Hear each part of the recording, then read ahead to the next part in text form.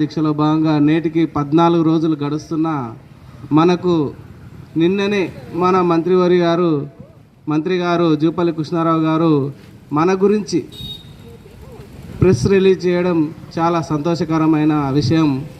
అందులో ఇక్కడ ఉన్నటువంటి ఒక 10-15 మంది మాత్రమే ఈ కొల్లాపూర్ తాలూకాలో ఉన్నటువంటి జర్నలిస్టులపైనే చర్చించడం చాలా సంతోషకరమైన విషయం. ఏది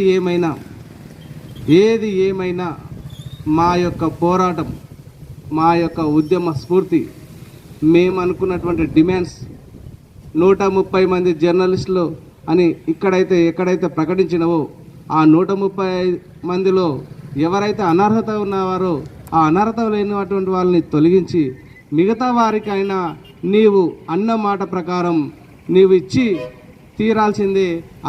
అది సాధించడానికి మేము కూడా కంకరబద్ధలం అవుతున్నామని ఇది గుర్తించుకోవాల్సినటువంటి అవసరం ఎంతైనా ఉందని గుర్తిస్తున్నాం. జర్నలిస్టులను చాలా తక్కువ అంచనా వేసుకున్నావు. జర్నలిస్టులు తలుచుకుంటే ఉద్యమాన్ని తెలంగాణ రాష్ట్రాన్ని ఏర్పాటు చేయడానికి జర్నలిస్టుల యొక్క పాత్ర ఎంత ఉందో ఇక్కడ ఉన్నటువంటి జనానికి అందరికీ తెలుసు. రాష్ట్రాన్ని ఏర్పాటు చేసుకోవడానికి ఎంత కృషి ఉన్నదనేది కూడా తెలుసు. ఒక ప్రభుత్వం మారాలన్నా ఒక జర్నలిస్టే, ఒక ప్రభుత్వాన్ని పడగొట్టాలన్నా ఒక జర్నలిస్టే.